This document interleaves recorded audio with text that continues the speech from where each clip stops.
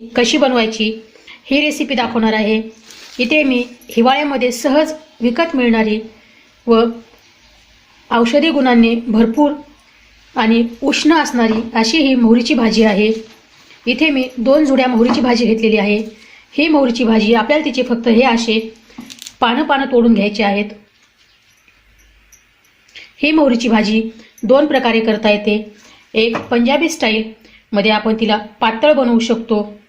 ह्या भाजीसोबत आपण बथुयाचे पानं, पालकचे पानं, मुळ्याचे पानं मिक्स करू शकतो। व आज मी तुम्हाला ही मोहरीची भाजी कोरडी कशी करायची ह्याची रेसिपी दाखवणार आहे। एकदम चवदार मक्याच्या भाकरीसोबत, बाजरीच्या भाकरीसोबत तुम्ही ही मोहरीची भाजी खाऊ शकता। बनवायला एकदम सोपी व खूपच चवदार आणि परत परत खावीशी वाटणारी, भूक वाढवणारी अशी ही मोहरीची भाजी आहे। आता ही मोहरीची पूर्ण भाजी मी निवडून घेत आहे। सर्व मोहरीची भाजी मी निवडून घेतलेली आहे। तुम्ही इथे बघू शकता ही मोहरीची भाजीचे फक्त मी असे पानं निवडून घेतलेले आहेत। ह्या मोहरीच्या भाजीच्या ह्या काड्या सर्व कोवळ्या आहेत। ह्या काड्या जर का तुम्हाला भाजीमध्ये वापरायच्या असतील तर ह्या काड्या आधी तुम्ही उकडून घ्या। पानांपेक्षा ह्या काड्यांमध्ये जास्त उग्र वास असतो, म्हणून मी इथे ह्या काड्या वापरत नाहीये। इथे मोठ्या भांड्यामध्ये मी 1 लिटर पाणी उकळण्यासाठी ठेवलेलं आहे। पाणी चांगलं उकळू लागलं आहे। आता ह्या पाण्यामध्ये आपल्याला ही निवडून घेतलेले मोहरीच्या भाजीचे सर्व पानं टाकायचे आहेत।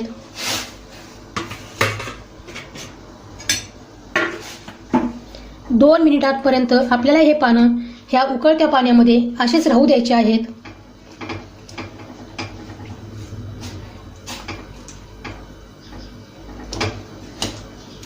उकळत्या पाण्यात 2 मिनिटांपर्यंत हे मोहरीची पानं टाकल्यामुळे त्याचा उग्र वास कमी होतो व त्याची खाताना चव अजून वाढते व त्यातील पोषण देणारे जे औषधी घटक आहेत त्यांचीही वाढ होते। मोहरीची भाजी ब्लांच करून घेताना म्हणजेच उकळत्या पाण्यामध्ये टाकते वेळेस ती न चिरता टाका। चिरून टाकल्यामुळे त्यातील पोषकपणा कमी होतो। आता गॅस बंद करा व 2 मिनिटे ही मोहरीची भाजी ह्या पाण्यामध्ये अशीच राहू द्या। 2 मिनिटे झालेले आहेत। आता ही मोहरीची भाजी काढून घ्या।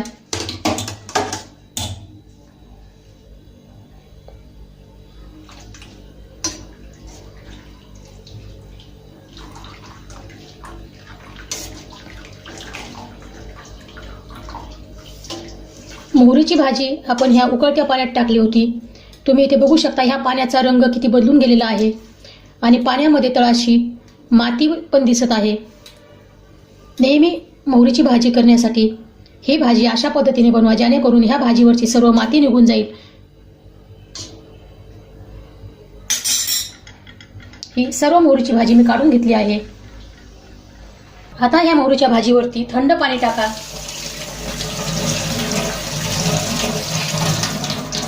व पूर्ण पाणी निथळेपर्यंत ही मोहरीची भाजी अशीच ठेवा। ही धुवून ठेवलेली भाजी आता चांगली हलक्या हाताने अशी पिळून घ्या।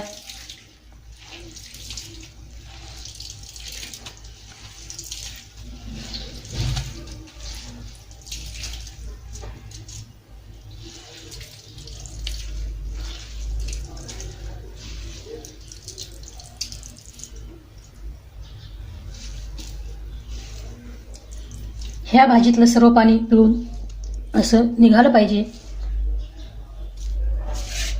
आता ही पिळून घेतलेली मोहरीची भाजी बारीक चिरून घ्या।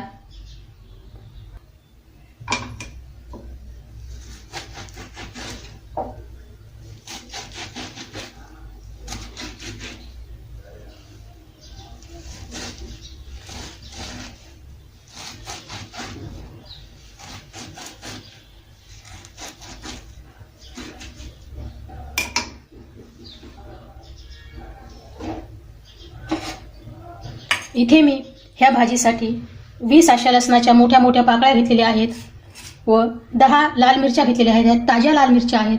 लाल मिरच्याऐवजी तुम्ही हिरव्या मिरच्या देखील वापरू शकता। मिरच्या ह्या तुम्ही तुमच्या तिखट खाण्याच्या आवडीनुसार कमी जास्त करा।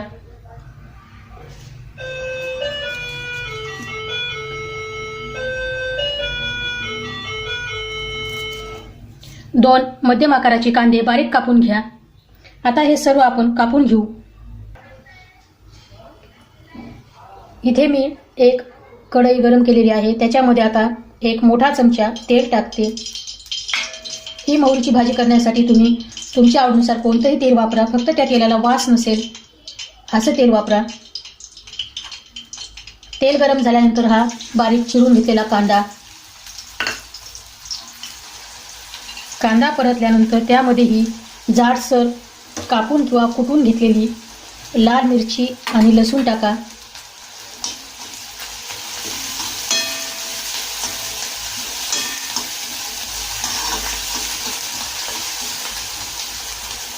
हे सर्व 2 मिनिटे परतवून घ्या.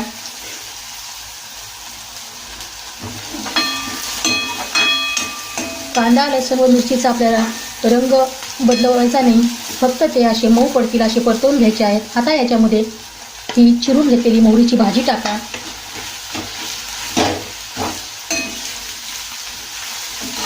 व्यवस्थित मिक्स करा. ही सर्व मोहरीची भाजी मोकळी करून अशी हलवून घ्या. गॅस मिडियम ठेवा.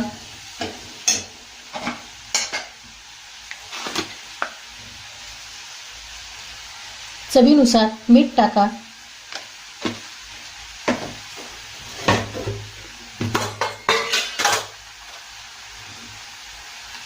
छोटा अर्धा चमचा हळद टाका.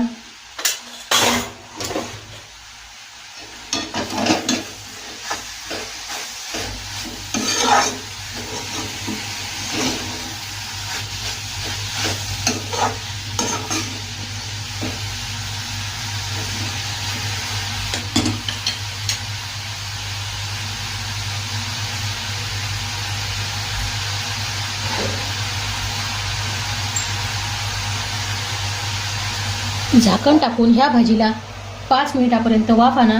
गॅस एकदम मंद ठेवा.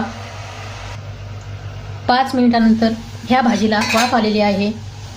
आता ही भाजी खाण्यासाठी पूर्णपणे तयार आहे. गॅस बंद करा. मोहरीची ही भाजी तुम्ही बाजरीची भाकरी, मक्याची भाकरी ह्याच्यासोबत खाऊ शकता. बाजरीच्या आणि मक्याच्या भाकरीसोबत ही मोहरीची भाजी खूप चवदार लागते, किंवा ज्वारीच्या भाकरीसोबत देखील तुम्ही ही भाजी खाऊ शकता.